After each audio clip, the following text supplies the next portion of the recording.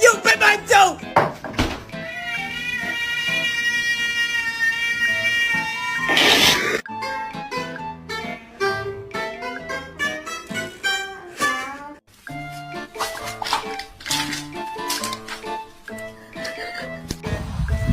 So if he tells you anything fucking different, he's a liar and a fucking snake. Fuck you.